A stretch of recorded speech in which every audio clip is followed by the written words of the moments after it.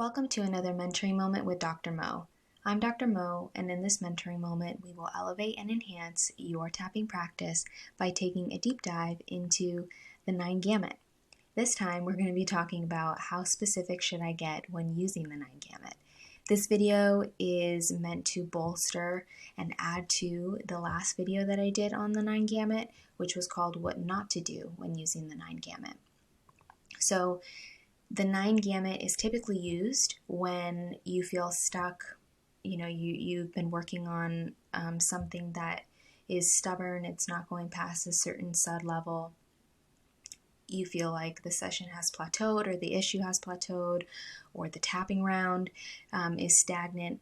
It can also be used for moments of high intensity, so I really feel like the 9 Gamut is effective when used in moments of high intensity because of the tasks that it requires the clients to do, such as the tapping, of course, the counting, the humming, the eye movements. It requires your client to listen to you and to follow directions to complete those tasks, and of course to do those tasks, and focus and concentration is required.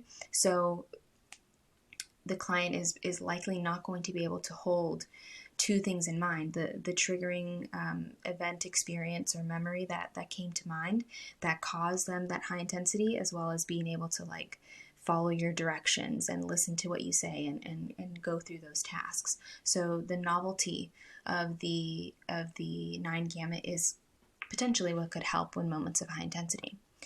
A huge misconception about the 9 Gamut and how it's being taught in some places is that it's used as a technique that neutralizes whole classes or whole series of events, meaning that is used as kind of like a garbage disposal or a bundling technique that can neutralize many things at once, which is kind of against the ethos of clinical EFT in and of itself.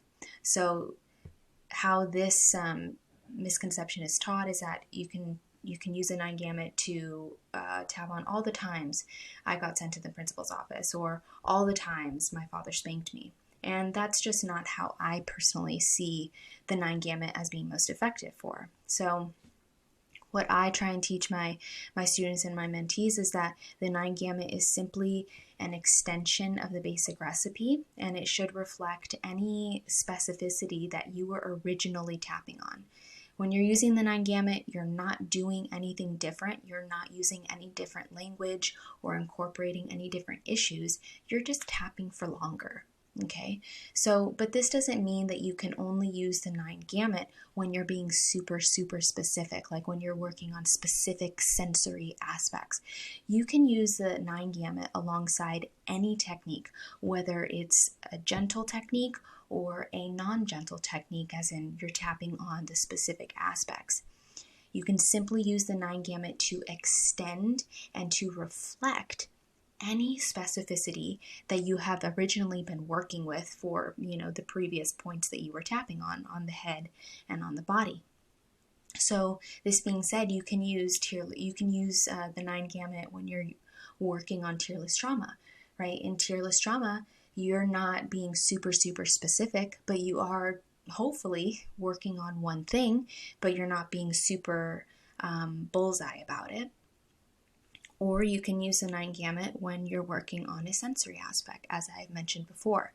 So whatever specificity you and your client have determined to be safest in that, for that tapping round in that space, is what the 9 Gamut is used for.